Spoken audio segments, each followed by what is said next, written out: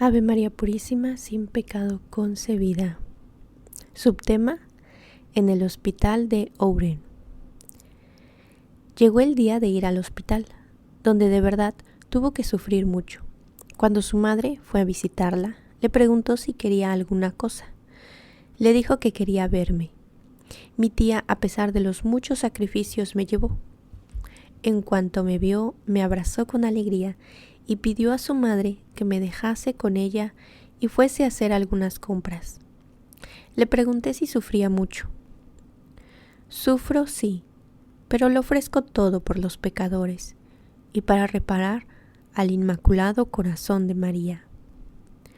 Después habló entusiasmada de nuestro Señor y de Nuestra Señora, y decía: me agrada tanto sufrir por su amor, para darles gusto. A ellos les agrada mucho los que sufren por la conversión de los pecadores. El tiempo dedicado para las visitas pasó rápido, y mi tía había llegado, ya para recogerme. Preguntó a Jacinta si quería alguna cosa. Solo le pidió que me volviese a traer en la próxima visita. Y mi buena tía, que quería dar gusto a su hija, me volvió a llevar otra vez. La encontré con la misma alegría por poder sufrir por amor a nuestro buen Dios, para reparar el Inmaculado Corazón de María, por los pecadores y por el Santo Padre.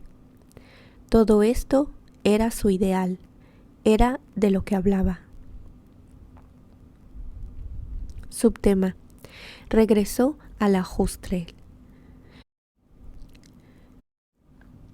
Volvió aún por algún tiempo a casa de sus padres. Tenía una gran herida abierta en el pecho, cuyas curas diarias sin una queja, sin mostrar las menores señales de enfado.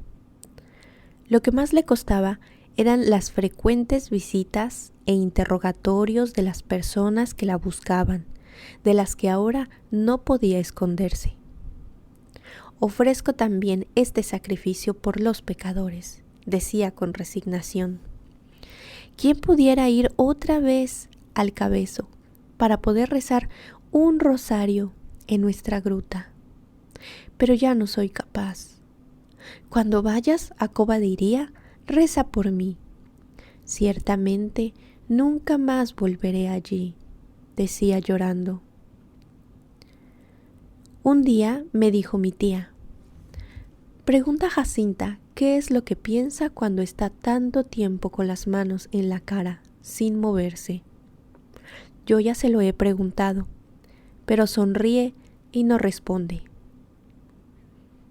Le hice la pregunta. Piensa en nuestro Señor, en Nuestra Señora, en los pecadores y en... Nombró algunas cosas del secreto. Me agrada mucho pensar. Mi tía me preguntó por la respuesta de su hijita, con una sonrisa. Lo tenía todo dicho. Entonces dijo mi tía a mi madre: no lo entiendo. La vida de estos niños es un enigma. Y mi madre añadía: cuando están solas, hablan por los codos sin que la gente sea capaz de entenderles una palabra, por más que las escuchen. Y cuando llega alguien, bajan la cabeza y no dicen nada. No puedo comprender este misterio.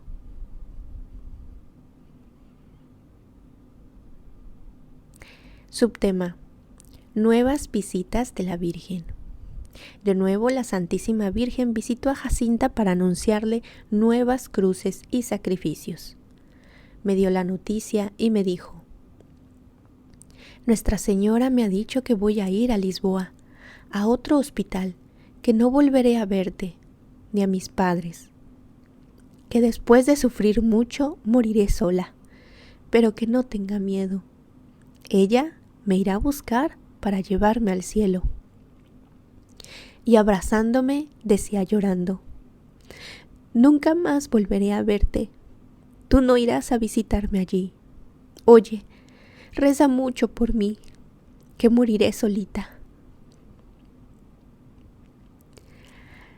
hasta que llegó el día de ir a Lisboa a sufrir enormemente.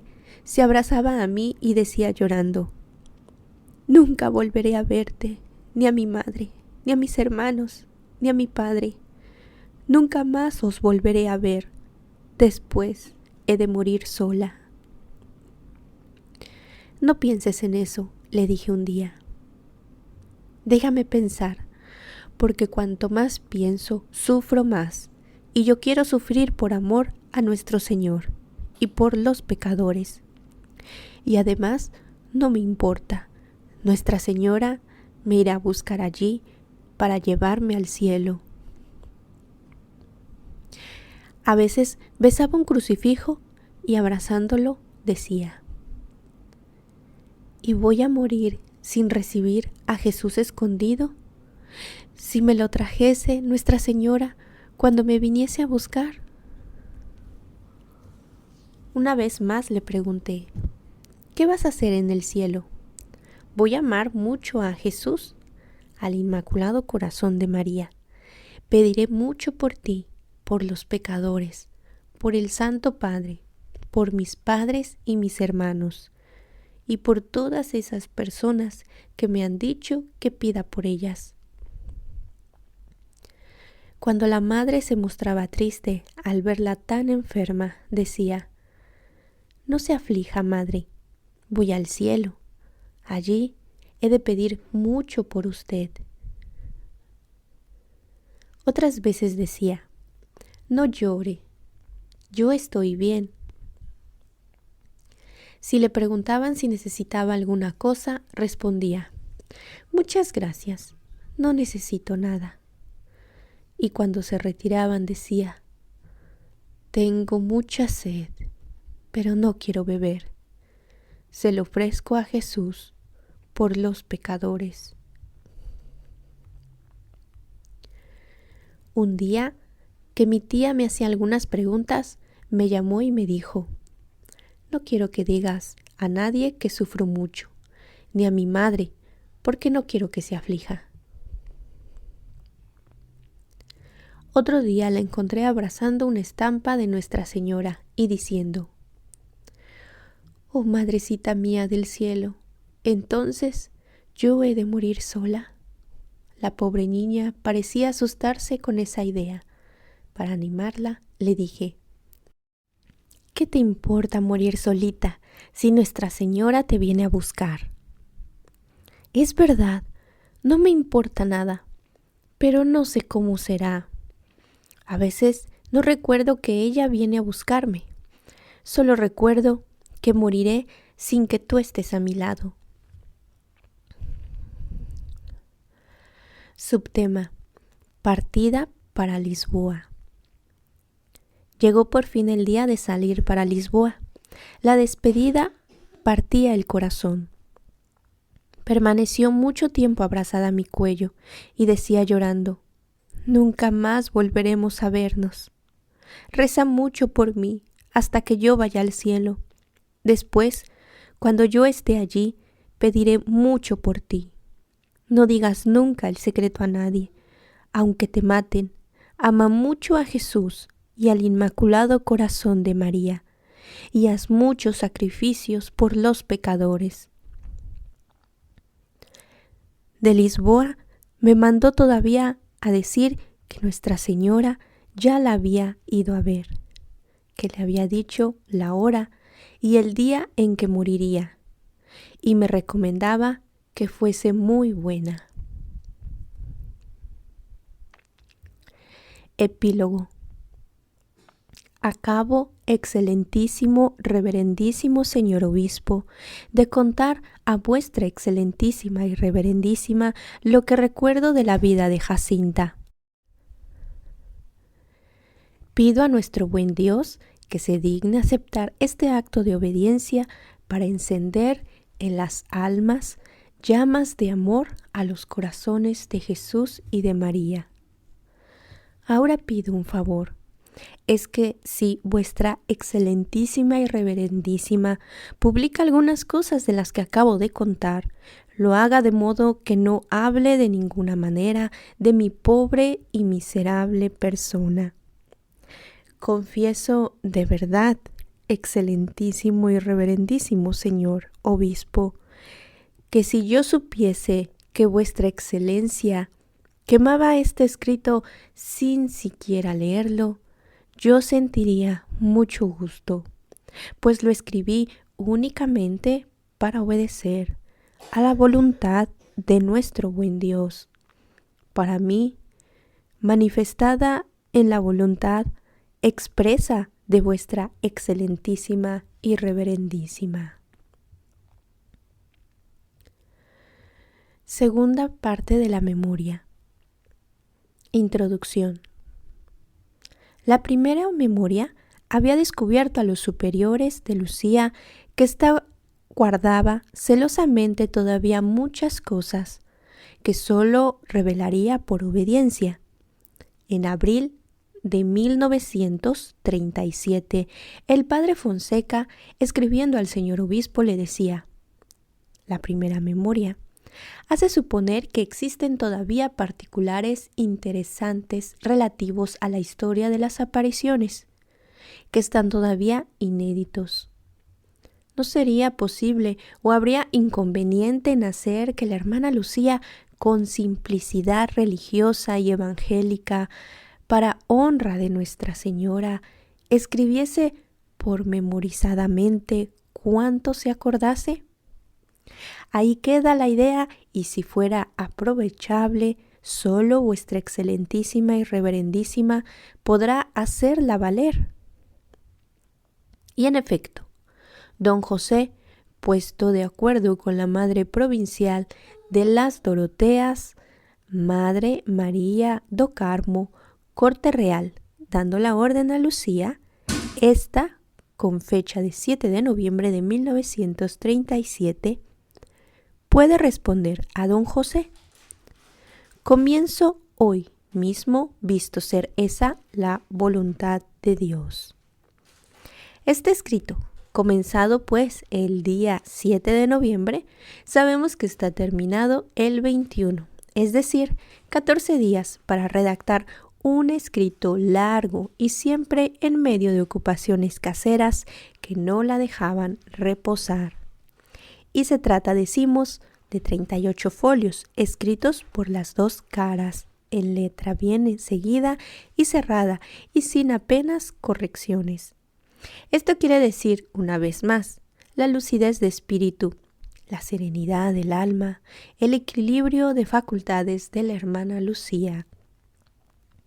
En esta memoria, los temas eran ya sorprendentes: apariciones angélicas, gracias extraordinarias en su primera comunión, apariciones del corazón de María en junio de 1917 y muchas circunstancias absolutamente inéditas. Hasta entonces, la intención de la hermana Lucía que tenía en este escrito la señalaba así: la historia de Fátima tal cual ella es. No se trata, por tanto, como en la anterior memoria, de unos recuerdos biográficos, en que las apariciones permanecían en la penumbra, sino de las mismas apariciones, como primer plano intentado. Y en cuanto al espíritu con que Lucía escribía, nos lo expresa con estas palabras: ya no tendré el gusto de saborear solo conmigo los secretos de tu amor, pero en el futuro otros cantarán conmigo las grandezas de tu misericordia. He aquí la esclava del Señor. Que Él continúe servirse de ella como le repluguiere. Prólogo. Voluntad de Dios, tú eres mi paraíso. Esa frase se trata de la fundadora de la Congregación de Santa Dorotea, Santa Paula Frasinetti. Excelentísimo y reverendísimo señor obispo, heme aquí con la pluma en la mano para hacer la voluntad de Dios, Y puesto que no tengo otros fines, comienzo con la máxima que esta santa fundadora me deja en herencia, y que yo, en el curso de este escrito y a su imitación, repetiré muchas veces. Voluntad de Dios, tú eres mi paraíso. Déjeme, excelentísimo Señor, penetrarme bien en todo el sentido de esta máxima, para que en los momentos en que la repugnancia o el amor a mi secreto me quiere hacer omitir alguna cosa oculta, sea ella mi norma y mi guía. Se me ocurre preguntar, ¿para qué irá a servir este escrito hecho por mí, que ni siquiera la caligrafía soy capaz de hacer bien? Pero no pregunto nada. Sé que la perfección de la obediencia no pregunta por razones. Le bastan las palabras de vuestra excelencia reverendísima, que me dice que es para gloria de nuestra Santísima Madre del Cielo. En la seguridad, pues, de que sea así, imploro la bendición y protección de su corazón inmaculado. Y humildemente, postrada a sus pies, me sirvo de sus santísimas palabras para hablar a mi Dios.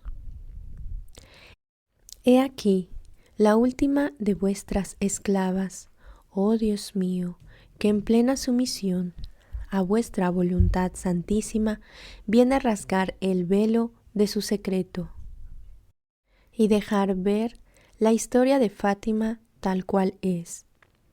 Ya no tendré el placer de saborear a solas conmigo los secretos de tu amor, sino que en el futuro otros cantarán conmigo las grandezas de tu misericordia. Tema: antes de las apariciones. Subtema: infancia de Lucía.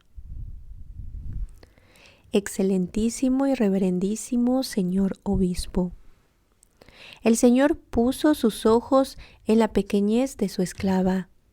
He aquí por qué los pueblos cantarán las grandezas de su misericordia. Me parece, excelentísimo y reverendísimo Señor, que nuestro buen Dios se dignó favorecerme cuando comencé a tener uso de razón, todavía muy niña. Me acuerdo de tener conciencia de mis actos desde el regazo materno. Me acuerdo de ser arrullada y adormecerme al son de varios cánticos. Y como era la más pequeña de las 5 niñas y un niño que nuestro Señor concedió a mis padres, me acuerdo que hubo entre ellos algunas pendencias, porque todos querían tener en sus brazos y entretenernos conmigo. En estos casos, para que nadie saliese victorioso, mi madre me libraba de sus manos.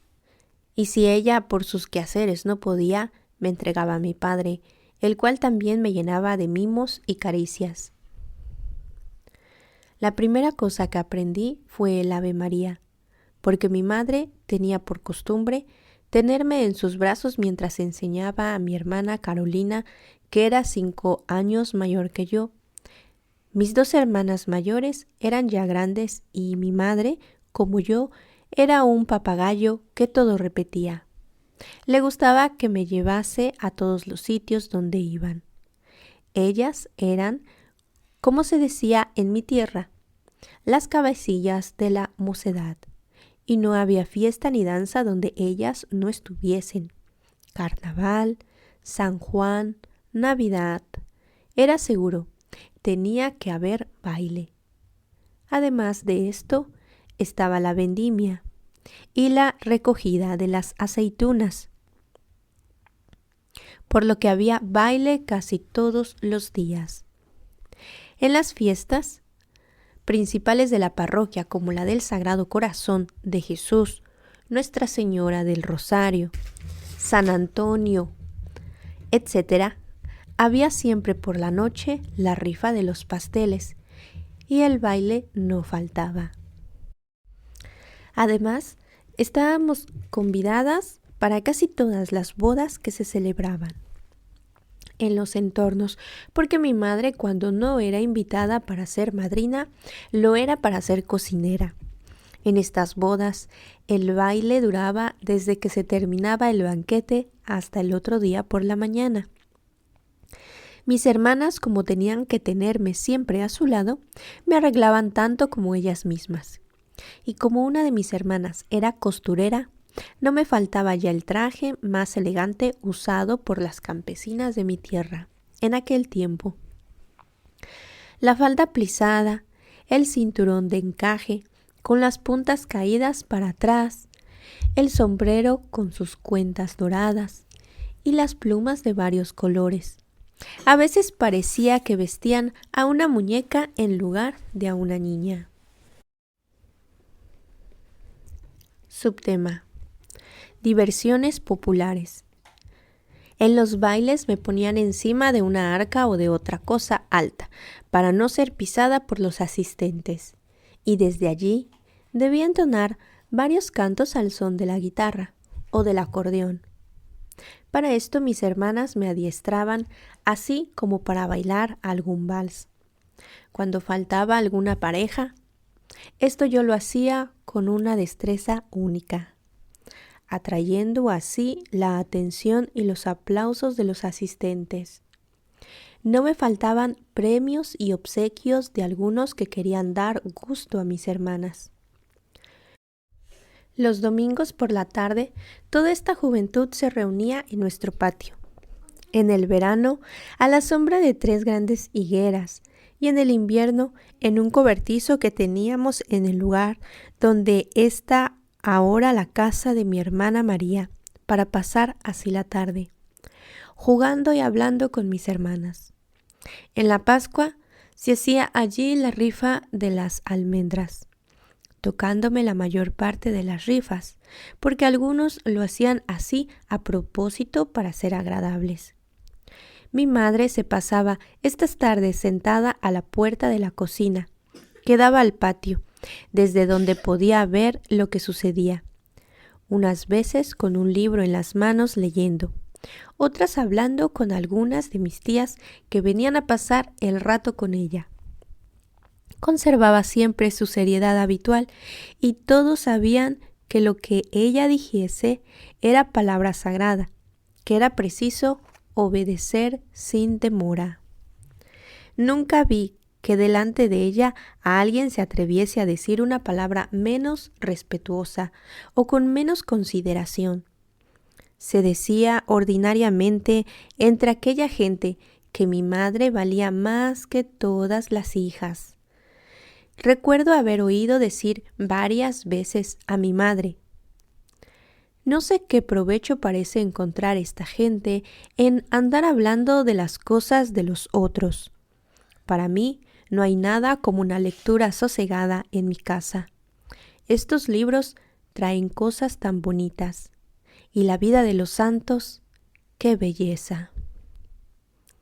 Me parece que ya dije a vuestra excelentísima y reverendísima cómo pasaba los días de la semana rodeada de niños de nuestro pueblo, que las madres, para poder ir al campo, le pedían a la mía poderlos dejar junto a mí.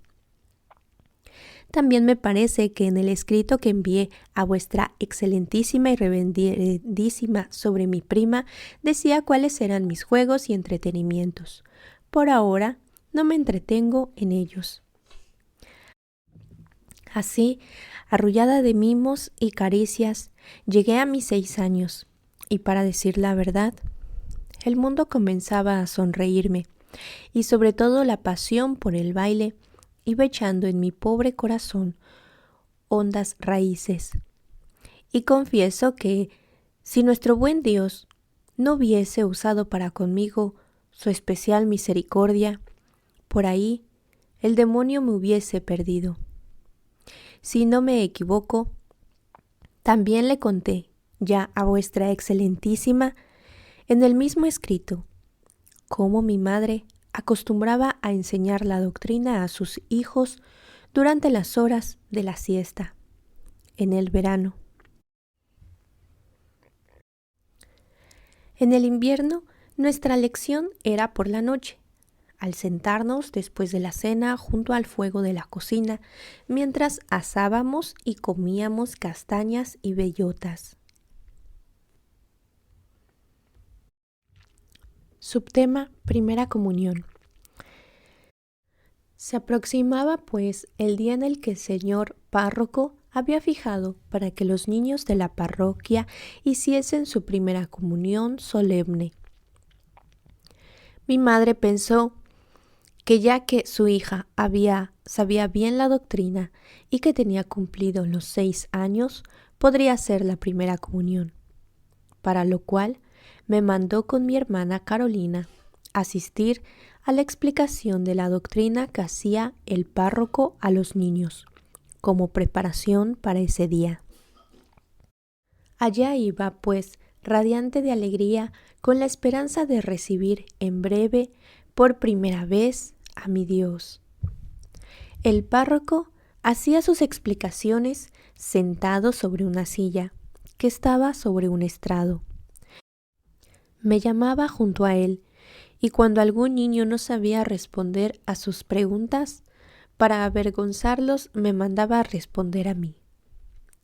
Llegó, pues, la víspera del gran día, y el párroco mandó a ir a la iglesia a todos los niños por la mañana, para decir definitivamente cuáles eran los que iban a comulgar. ¿Cuál no sería mi tristeza cuando el párroco, llamándome junto a sí y acariciándome, me dijo que tenía que esperar hasta los 7 años? Comencé entonces a llorar, y como si estuviese junto a mi madre, recliné la cabeza sobre sus rodillas sollozando. Estaba en esta actitud cuando entró en la iglesia un sacerdote que el párroco había mandado a venir afuera, para que le ayudase a las confesiones. El reverendo preguntó el motivo de mis lágrimas y, al ser informado, me llevó a la sacristía. Me examinó con la relación a la doctrina y el misterio de la Eucaristía, y después me trajo de la mano hasta el señor párroco y dijo: Padre Pena, vuestra reverencia puede dejar comulgar a esta pequeña. Ella entiende lo que hace, mejor que muchas de esas. Pero solo tiene 6 años, respondió el buen párroco. No importa. Esa responsabilidad, si vuestra reverencia quiere, la tomo yo. Pues bien, me dice el buen párroco, ve a decirle a tu madre que sí, que mañana haces tu primera comunión. Mi alegría no tenía explicación. Me fui batiendo las palmas de alegría, corriendo todo el camino para dar la buena noticia a mi madre, que enseguida comenzó a prepararme para llevarme a confesar por la tarde. Al llegar a la iglesia le dije a mi madre que quería confesarme con aquel sacerdote que fuera. Él estaba confesando en la sacristía, sentado en una silla. Mi madre se arrodilló junto a la puerta en el altar mayor con otras mujeres que estaban esperando el turno de sus hijos, y delante del Santísimo me fue haciendo las últimas recomendaciones. Subtema: Sonrisa de la Madre de Dios. Y cuando llegó mi turno, fui a arrodillarme a los pies de nuestro buen Dios. Allí, representado por su ministro, a pedir perdón por mis pecados. Cuando terminé, vi que toda la gente se reía. Mi madre me llamó y me dijo: Hija mía, ¿no sabes que la confesión se hace bajito, que es un secreto? Toda la gente te ha oído. Solo al final dijiste una cosa que nadie sabe lo que fue. En el camino a casa, mi madre me hizo varias tentativas para ver si descubría lo que ella llamaba el secreto de mi confesión, pero no obtuvo más que un profundo silencio. Voy pues a descubrir ahora el secreto de mi primera confesión. El buen sacerdote, después que me oyó, me dijo estas breves palabras: Hija mía, tu alma es el templo del Espíritu Santo. Guárdala siempre pura, para que Él pueda continuar en ella su acción divina. Al oír estas palabras, me sentí penetrada de respeto interior y pregunté al buen confesor cómo lo debía hacer. De rodillas, dijo a los pies de Nuestra Señora: Pídele con mucha confianza que tome posesión de tu corazón, que lo prepare para recibir mañana dignamente a su querido Hijo y que lo guarde para Él solo. Había en la iglesia más de una imagen de Nuestra Señora, pero como mis hermanas arreglaban el altar de Nuestra Señora del Rosario, estaba acostumbrada a rezar delante de ella, y por eso allí fui también esta vez, para pedirle con todo el ardor que fui capaz, que guardase solemnemente para Dios mi pobre corazón, al repartir varias veces esta humilde súplica, con los ojos fijos en la imagen. Me parecía que ella sonreía y que con su mirada y gesto de bondad me decía que sí. Quedé tan inundada de gozo que con dificultad conseguí articular las palabras. Subtema: Vigilia de esperanza. Mis hermanas quedaron trabajando esa noche para hacerme el vestido blanco y la guirnalda de flores. Yo, por la alegría, no podía dormir y no había manera de que pasasen las horas. Constantemente me levantaba para ir junto a ellas y preguntarles si aún no era de día, si me quería probar el vestido, la guirnalda, etc. Amaneció por fin, el día feliz, pero las 9, ¿cuánto tardaban? Ya vestida con mi vestido blanco, mi hermana María me llevó a la cocina para que les pidiese perdón a mis padres, besarles las manos y pedirles la bendición. Terminada la ceremonia, mi madre me hizo las últimas recomendaciones. Me dijo lo que quería que yo pidiese a nuestro Señor cuando lo tuviese en mi pecho, y me despidió con estas palabras: sobre todo, pide a nuestro Señor que te haga una santa. Palabras que se me grabaron tan fuertemente en el corazón, que fueron las primeras que dije a nuestro Señor después que lo recibí. Y aún hoy parece que oigo el eco de la voz de mi madre que me las repite. Allá fui, camino de la iglesia con mis hermanas, y para que no me manchase con el polvo del camino, mi hermano me subió sobre sus hombros. Cuando llegué a la iglesia, corrí hasta el altar de Nuestra Señora para renovar mi súplica. Allí me quedé, contemplando la sonrisa del día anterior, hasta que mis hermanas me fueron a buscar para colocarme en el lugar que me estaba destinado.